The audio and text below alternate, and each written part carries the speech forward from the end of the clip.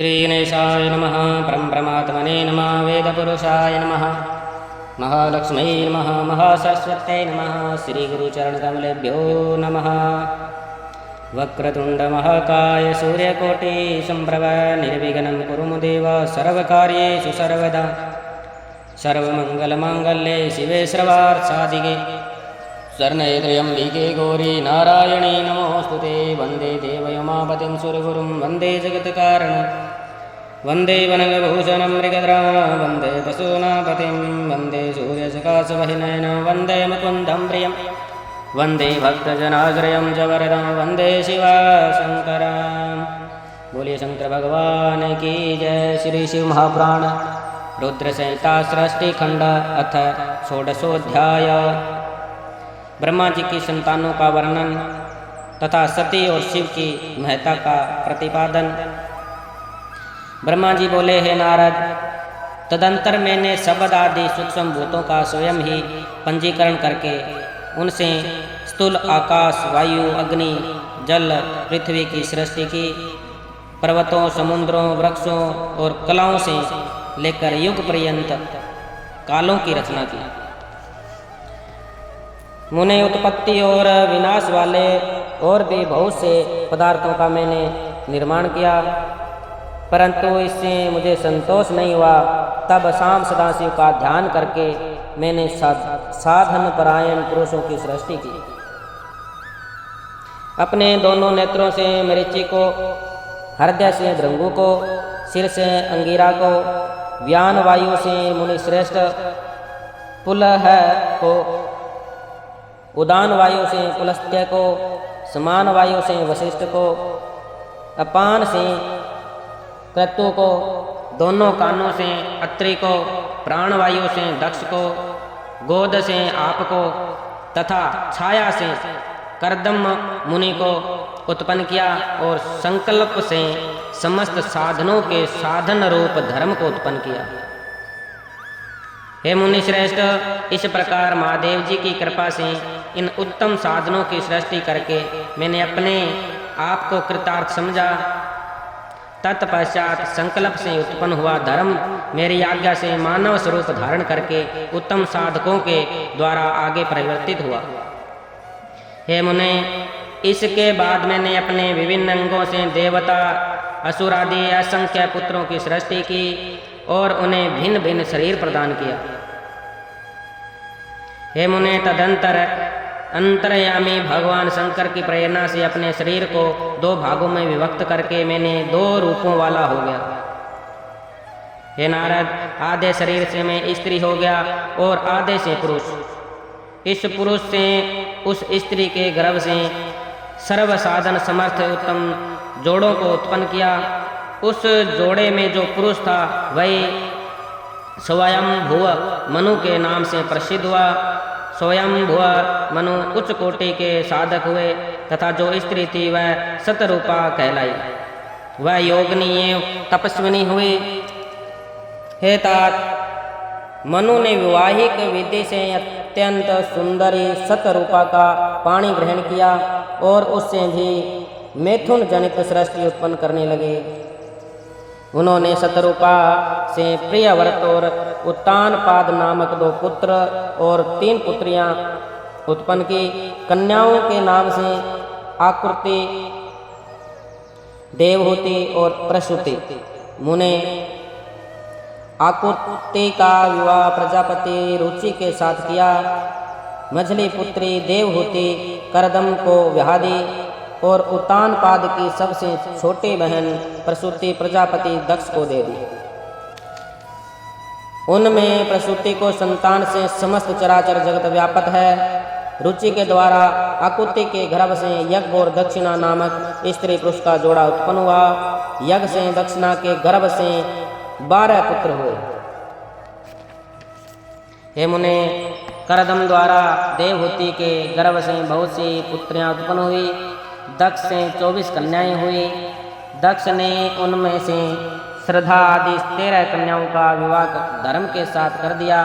हे मुनिवर, धर्म की उन पत्नियों के नाम सुनिए।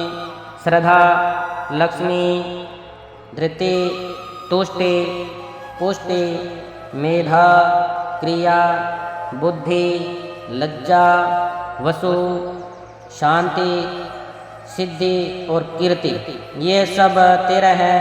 इनसे छोटी शेष 11 सुंदर नेत्रों वाली कन्याएं ख्याति, सतपथा, संभूति, समृद्धि, प्रीति, क्षमा, सनंती, अनसुया, ऊर्जा, स्वाहा तथा सवधा, भृंगु, भव, मरीचि, मुनि, अंगिरा, पुलसत्य, पुलह, मुनि श्रेष्ठ, क्रतु, अत्रि, वशिष्ठ, व्रही और पितरों ने क्रमश इन ख्याति आदि कन्याओं का पाणी ग्रहण किया।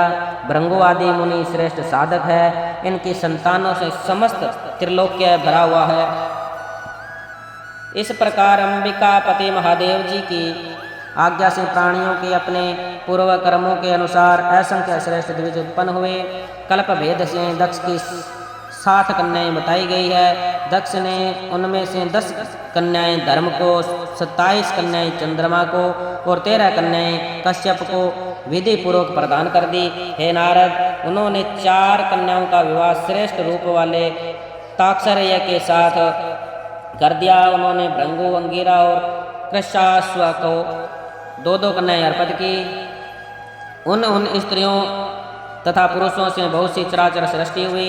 हे देवमुनि श्रेष्ठ, दक्ष ने महात्मा कश्यप को जिन 13 कन्याओं का विवाह विधि पूर्वक दान किया था, उनकी संतानों से सारा त्रिलोक्य व्याप्त हो गया। स्थावर और जंगम कोई भी सृष्टि ऐसी नहीं है जो उनकी संतानों से शून्य हो। देवता, ऋषि, दैत्य, वृक्ष, पक्षी, पर्वत तथा तृण, लता आदि सभी पैदा हुए। इस प्रकार दक्ष कन्याओं की संतानों से सारा चराचर जगत व्याप्त हो गया। पाताल से लेकर सत्यलोक पर्यंत समस्त ब्रह्मांड निश्चित ही उनकी संतानों से सदा भरा रहता है, कभी रिक्त नहीं होता। इस प्रकार भगवान शंकर की आज्ञा से ब्रह्मा जी ने भली भांति सृष्टि की। पूर्व काल में सर्वव्यापी शंभु ने जिन्हें तपस्या के लिए प्रकट किया था, रुद्रदेव के रूप में उन्होंने त्रिशूल के अग्रभाग पर रखकर उनकी सदा रक्षा की। वे ही सती देवी लोकहित का कार्य संपादित करने के लिए दक्ष से प्रकट हुई। उन्होंने भक्तों के उद्धार के लिए अनेक लीलाएं की, जिनका वाम मांग वैकुंठ विष्णु है, दक्षिण भाग स्वयं में हूँ और रुद्र जिनके हृदय से उत्पन्न है। इन शिव जी को 3 प्रकार का कहा गया है। मैं ब्रह्मा, विष्णु और रुद्र तीनों गुणों से युक्त कहे गए हैं, किंतु पर ब्रह्मा अव्यय शिव स्वयं सदा निर्गुण ही रहते हैं।